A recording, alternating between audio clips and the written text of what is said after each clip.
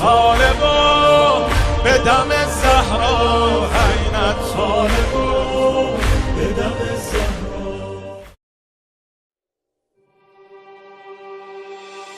صبح روز سه‌شنبه من پا شدم با دو چشم خیس، دیدم انگار توی این شهر هیچکی عین خیالش نیست، هیچکی عین خیالش نیست. انگار نه انگار دیروز همین جا یکی خورد به دیوار، انگار نه انگار دیروز یه زن رو زدن بین اعضا، انگار نه انگار دیروز یه بچه شهید شد با مسمار.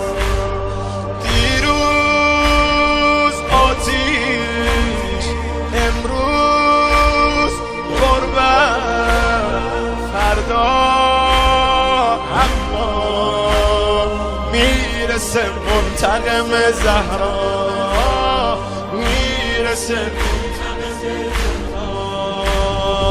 عین طالب به دم زهرا، عین طالب به دم زهرا، عین طالب به دم زهرا، عین طالب به دم زهرا.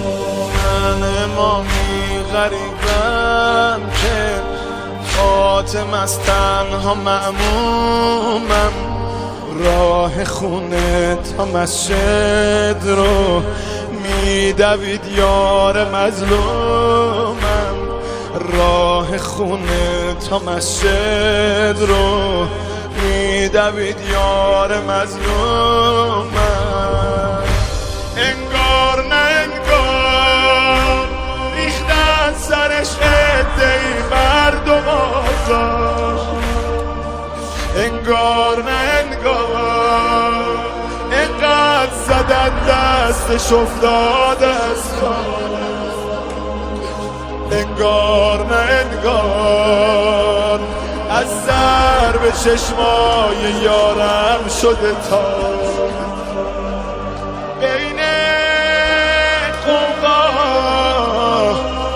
خسته، اما پای من وایساده بود زهرا، پای من وایساده بود زهرا، عین طالب به دم زهرا.